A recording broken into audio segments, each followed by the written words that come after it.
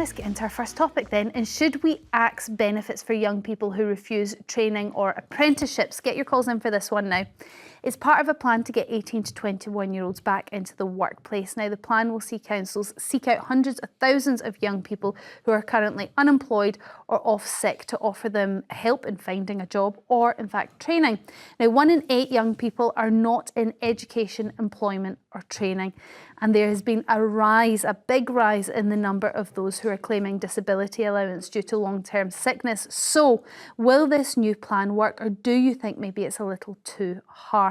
Maybe you're currently on benefits and this would affect you. Let us know either way. 0207 862 2222 is the number. Now, what do our panel think about this? Peter, I'm going to start with you. I'm all for a carrot and a stick. And if people won't accept the carrot, in other words, if people can't be persuaded, cajoled, helped, moved into training, education of some sort, an apprenticeship, any of those things which are available for 18 and 21-year-olds, sometimes I accept you have to search very hard for them. If people won't accept that, then I'm afraid the stick approach has to come out. In other words, they have to be denied their benefits and then have to be forced into doing something. We are talking about people that could be on long-term sick through mental health issues. Then if that's the case, again, they need help. That carrot needs to be pulled out. Perhaps they need to get the counselling, the medication, the cognitive behavioural therapy treatments, whatever it is, to get them over their mental health issue. And I've been hospitalised twice when I've had catastrophic mental health breakdowns. You know, I've had plenty of experience on that front. But work is so important.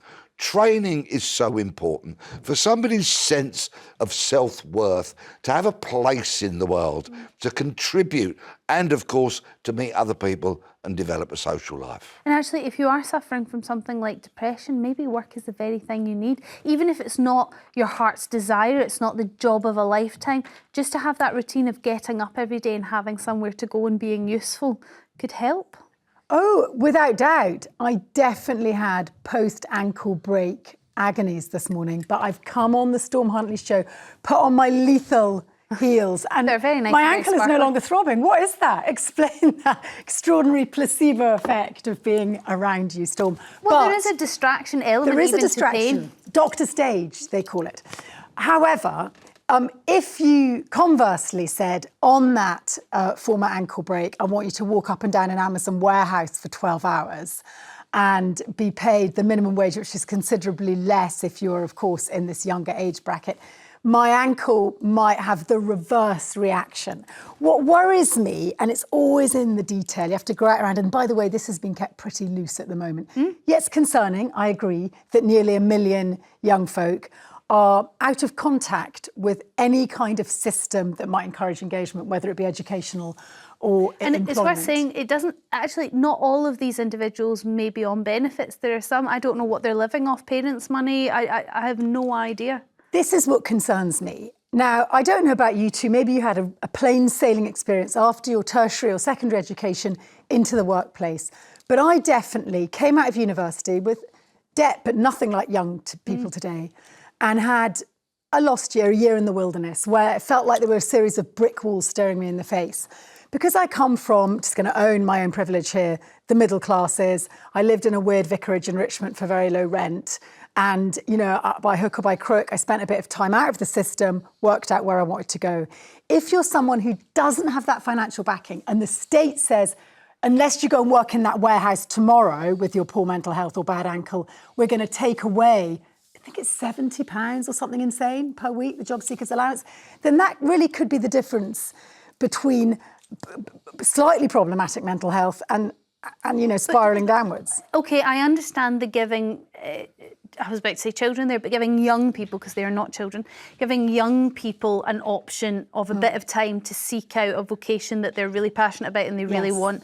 But how long are you going to let that go on for? That's the question. That's where it's all in the details, which weren't clear, because I did sift through loads of stuff. Alan Milburn says that 7 out of 10 of those not currently engaged in employment want to be employed, you know, and I'm sure that's true. But again, the devil's in the detail. Where are the job market gaps and where are the people who are able to fill those gaps? And often there's a mismatch. OK, let's go to the calls and find out what you think about this. Nigel from Cornwall, do you think we should be scrapping benefits for any young person that's refused a job or a training opportunity? Well, not necessarily. What I think personally, part of the problem is, in school now, boys are not learning metalwork, woodwork, anything. When I was in school, we done them, of course. We done a thing called heavy craft as well, showing how to mix concrete, things like that. I mean, young boys are leaving school now. They've never used a handsaw. Well, boys or girls, Nigel, but I understand the context. I was coming to girls as well, actually.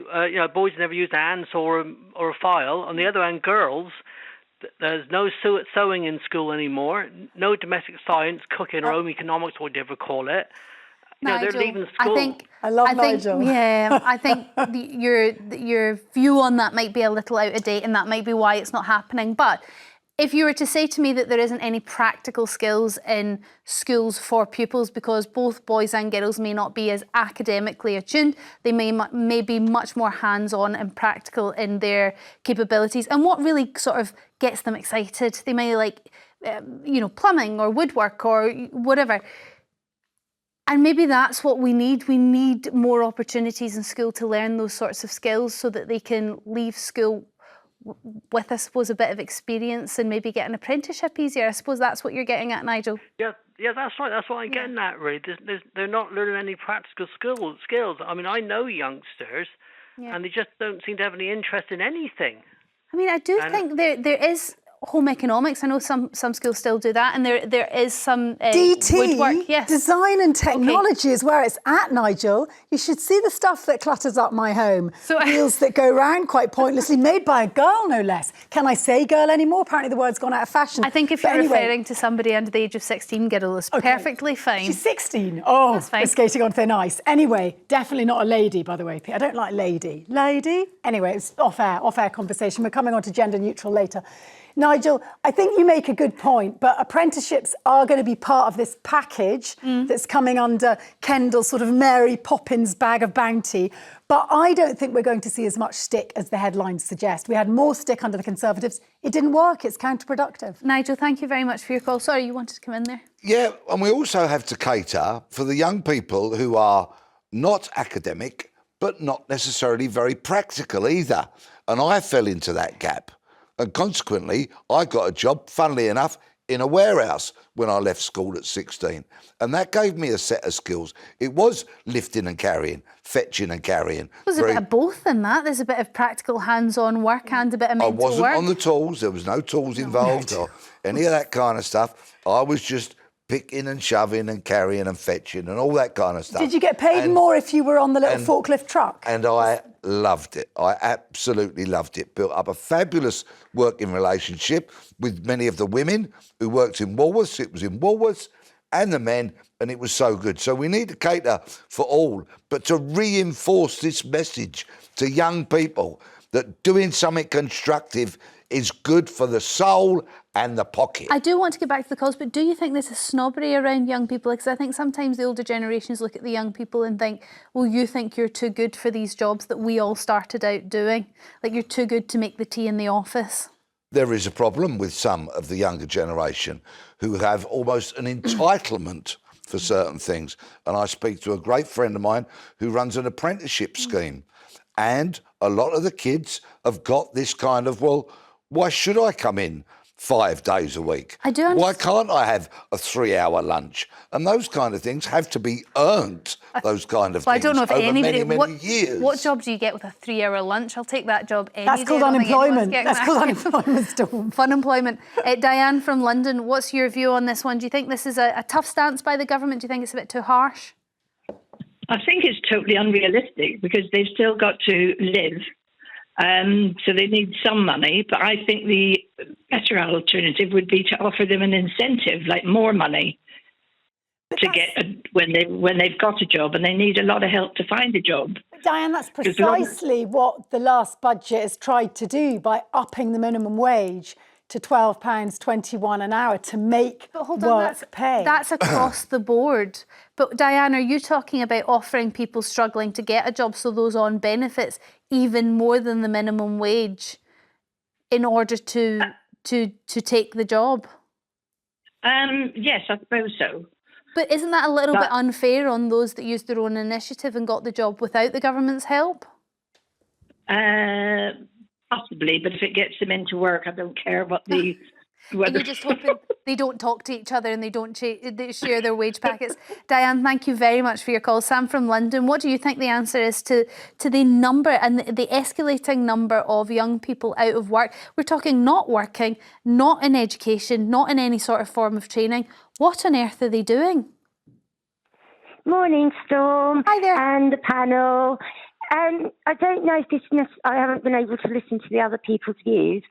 I'm just phoning up regarding my son's situation. So he only turned 20 a couple of months ago, and he has been labouring. Just to get labouring, you have to fine £80 twice, so 160 to get a CSCS card. That has to be renewed twice a year. Now this week he's actually having to sit a course, telescopic telehandler's license, so he can get more of a chance to get work. And it's £1,300 for a 5-day course for a ticket. The government used to throw forklift truck driving licences at you. Now they're in the hundreds, and I don't think the government actually have. They don't seem to be offering anything to the young people. Well, Sam, what's interesting here is there you have a boy who is using his own initiative and investing in his future by skilling himself up. I can't believe how much £160 a year just to be able to labour seems extortionate, actually. But the training himself up sounds great. But I suppose where this might fall foul is if the government start to offer somebody who's been on unemployment benefits for 6 months the same training that your son's paying for and they're getting it for free, how fair is that? I know, very unfair. So it might just encourage more people like your son not to use their own initiative and actually just wait for the government to pay the training, Tessa? I don't know. If you're like Sam and you're up and at it and you're keen to get going, you'll normally find the money down the back of the sofa. I agree, it doesn't seem fair that some courses are funded and others aren't. Since when was life fair? But I think more broadly, the devil is in some of the detail, not just an increased minimum wage, but we're also seeing the levelling out. Previously, 18-year-olds, 17-year-olds were paid far less than an older worker because of the minimum wage stipulations. And again, the disparities there are going to be lowered. Hopefully that will attract over more time, people. you think that will change If you think of the Okay. new, I did some maths for you, special basic arithmetic. At £12.21 an hour, you only have to do about 10 to 12 hours to earn the job seekers allowance. We're not even asking them to work even part-time, and they've earned more money than they'd get from the government. Sam, thank you very much for your call. I wish your son all the best.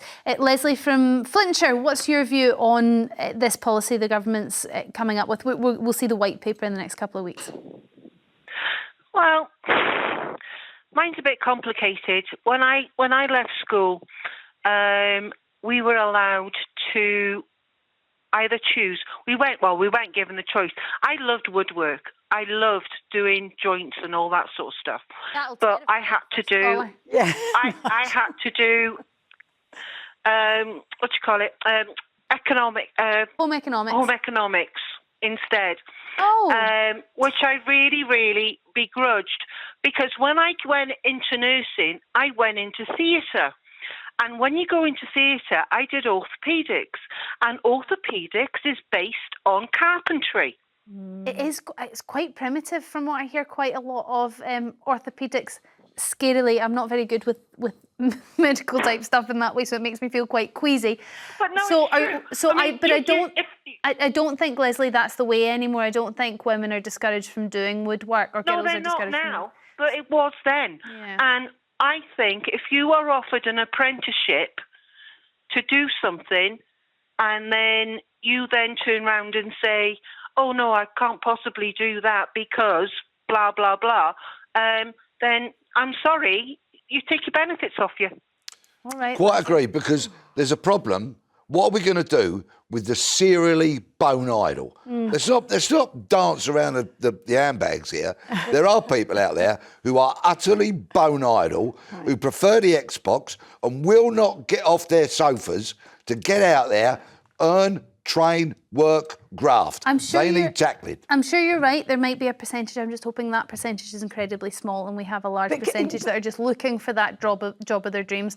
We are going to have to move on now, Tessa. I'm so sorry. I know, but the rest I of the was wanting topics to are dance around my fabulous. handbag for a bit longer.